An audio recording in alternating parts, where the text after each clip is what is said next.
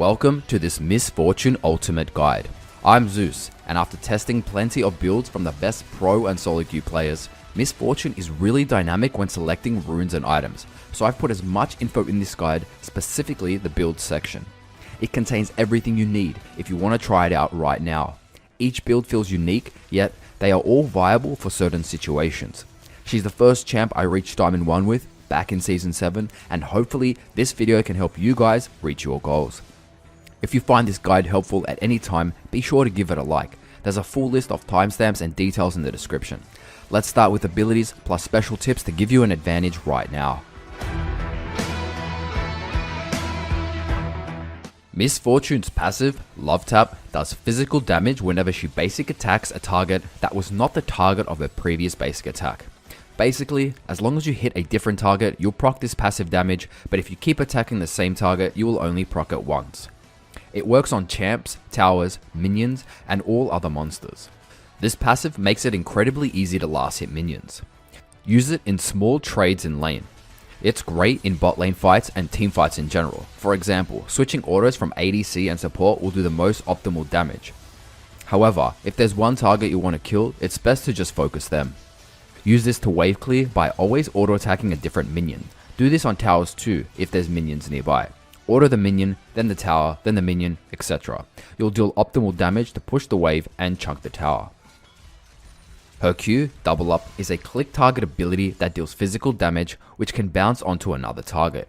It applies on-hit effects like red buff and your Love Tap passive. If it kills the first target, it will always critically strike the second target. If you've purchased crit items, the bounce can still critically strike whether or not it kills the first target. It usually bounces directly behind the first target, but if minions and enemies are moving around, the bounce can feel unpredictable. You should be constantly trying to hit low HP minions to proc the increased damage to enemies that are behind the minion. A simple strategy in lane is to set up low HP minions by auto attacking them until they're very low HP, then immediately queuing them, aiming to have the Q execute that minion so then you can get the max damage bounce. Try to predict when the enemy will walk up to last hit a minion, as they'll be forced to either miss CS or take a Q bounce. Use it in between autos for a nice trade, more info in combos. Use it whenever you see two enemies lined up in teamfights.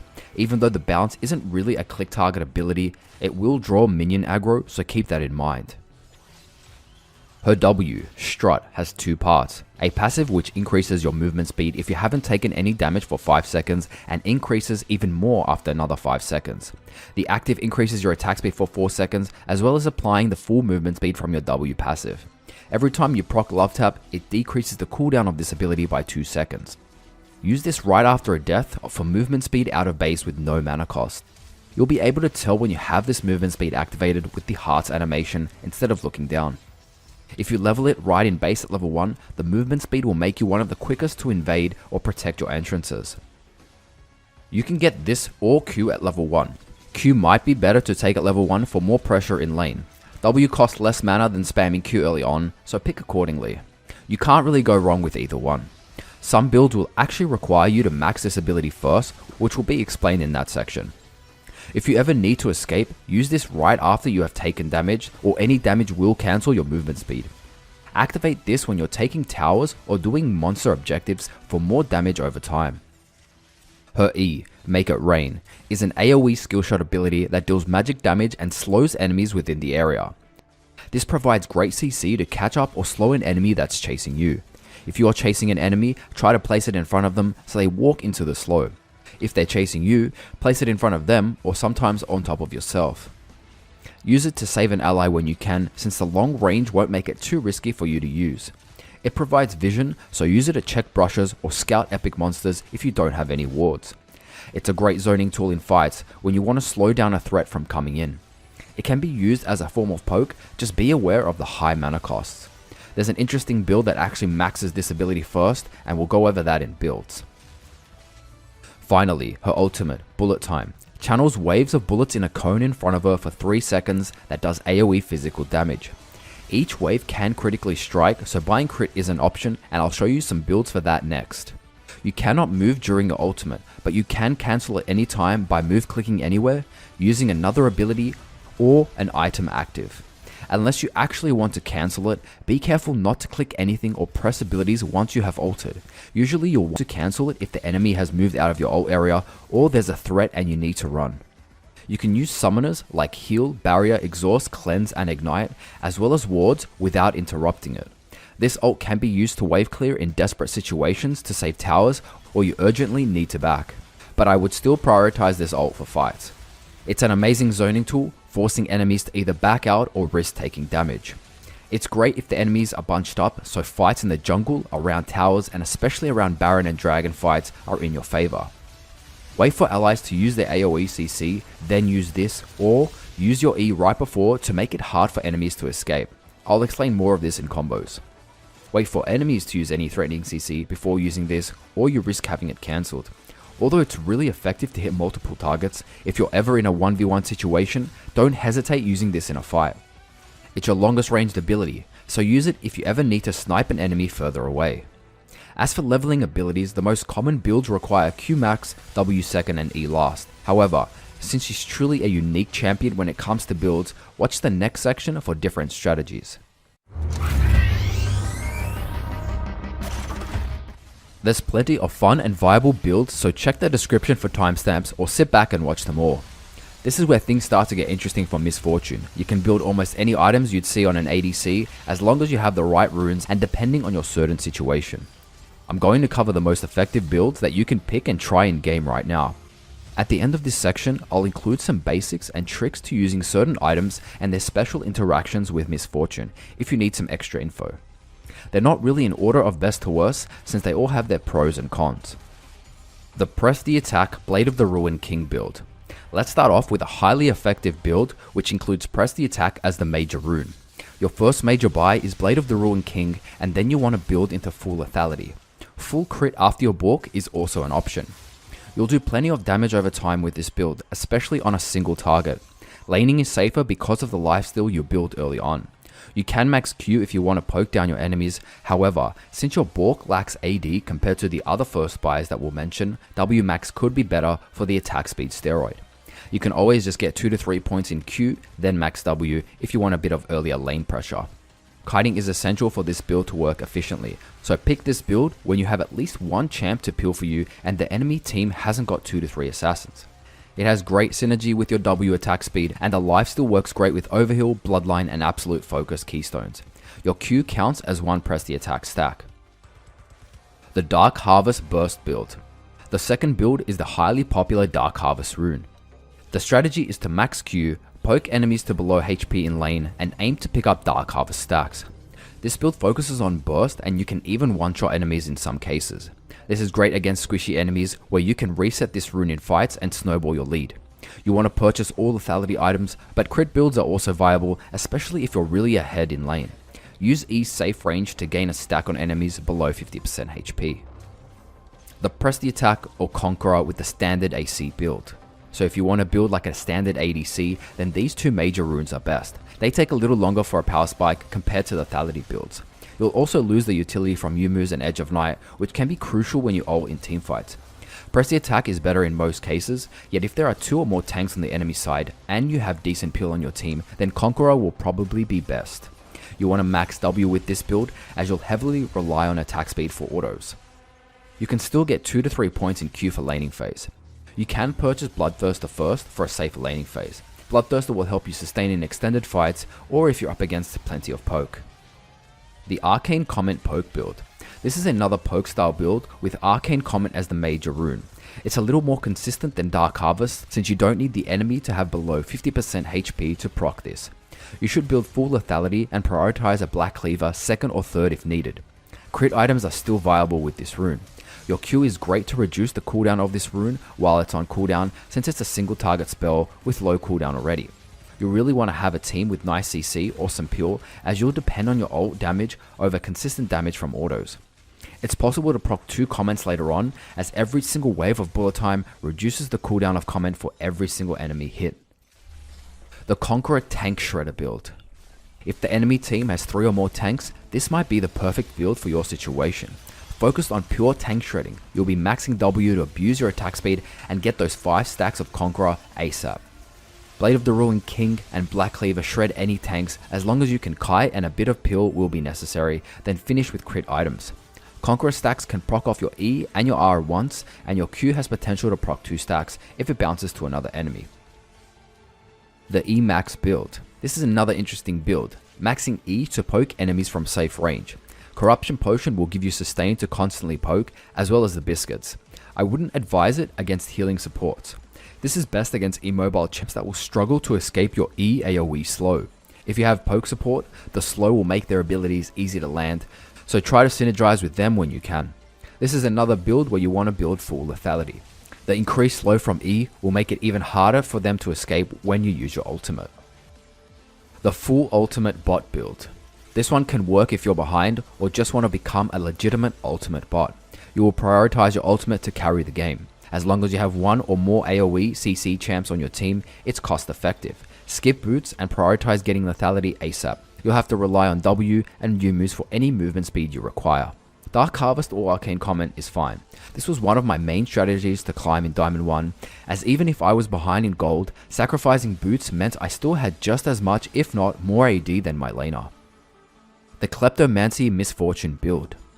I actually started testing this towards the end, and it's legitimately great on Misfortune, specifically because you can proc Klepto stacks safely with your Q. It provides an amazing laning phase for all the utility it provides from HP, mana, wards, and other random items. It's also really fun if you rarely play champs with Kleptomancy. The excitement of getting random items through Q-Poke keeps things interesting while still being very viable. You want to build full lethality, but crit items are just as viable. There is a small option of maxing E for this, as you'll gain mana pots and mana flow rings for sustain, so you won't rely on Q for damage in lane, as it will only be used to proc stacks. A popular second strategy that can be used as a second page is Magical Footwear and Biscuit Delivery. Misfortune can actually sacrifice early boots because of her W movement speed, so this is very cost effective. The biscuits will allow her to sustain in tougher poke lanes. This can be substituted in most second pages of the previously mentioned builds. Special item mentions. Let's quickly cover the most optimal times to use certain items, as well as special interactions with Misfortune. MF is quite immobile once she's taken damage, so use the movement speed active from Yumu's for positioning in teamfights, escaping, and even chasing an enemy down. Edge of Night is best used right before your ult. Having this spell shield may stop certain CCs from interrupting your ultimate, and it could be crucial to winning a teamfight. Duskblade's passive can be procced from your Q bounce in lane. It's best first when you want to snowball, enemies are squishy, or you don't rely on the speed active from Yumu's. Rapid Fire Cannon extends the range of your Q, so it's great for long range poke. It can also help you apply Duskblade's passive from far range. Black Cleaver is great for when you're up against 2 or more tanks, so purchase it after 2 lethality items or after your Bork. Of course, you can always build this earlier if you want. Each wave of your ult adds a Black Cleaver stack, so it can be best early in fights to help shred enemies' armor. Executioner's Calling passive is also applied by a single wave of your ult. You can potentially apply it to the entire enemy team to counter any healing comps for only 800 gold. Although Berserker Graves is great on MF, she can sacrifice the attack speed from these and purchase defensive boots, Mercury Treads, Ninja Tabis, or Boots of Swiftness, since she'll still have plenty of attack speed from your W, and Bork if you've purchased that. Upgrading to Blue Trinket after level 9 is generally a good idea, especially to scalp brushes. When to go crit over lethality. Lethality has a better early game power spike as you'll deal more damage with abilities, whereas crit takes 2 to 3 items to really get optimal damage, but it does guarantee a stronger late game and does more damage over time. Also, lethality items provide important actives as mentioned before, so if you don't have enough utility and peel from your team, it may be better over a crit build. You can even buy 1 to 3 lethality items early on, and then transition into crit items later on. Combos and important mechanics. Auto attack, then immediately Q. This is very simple but important for optimal damage in a short amount of time. Trade combo. Auto attack, Q, auto attack. This is great for a quick trade, and you can activate W after your second auto if you're going to follow up with more autos. Ideally, you want your Q to bounce onto another enemy or minion, so your second auto attack will proc love tap again. You can use E before or after a combo for either more damage or you want to catch up to an enemy. Flash auto Q. You want to flash, then instantly auto and Q as mentioned before.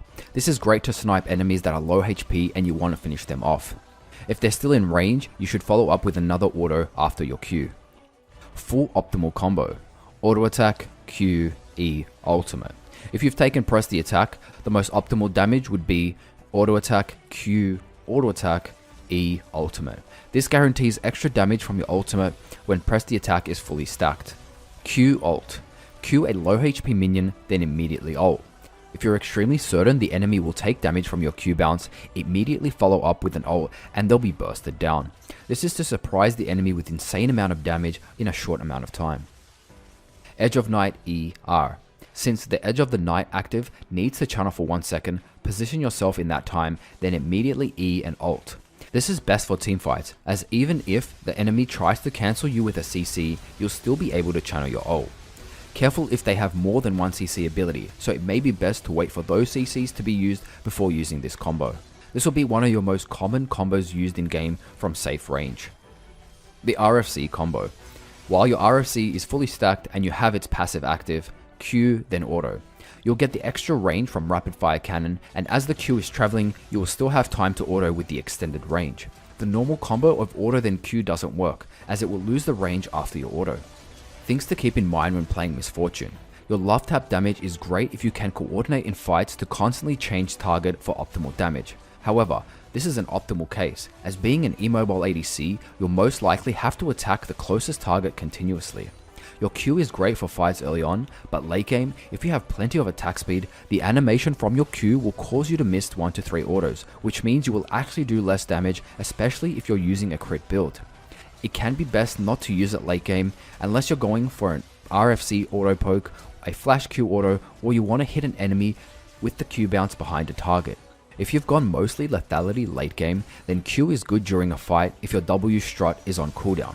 Your E should be used mostly for its utility, so use it to kite and keep enemies from reaching you rather than trying to just get some damage off. Even though these combos are very useful, it's your positioning, decision making, and the build you've chosen for your specific game that will determine how effective you are on Misfortune. Laning early game.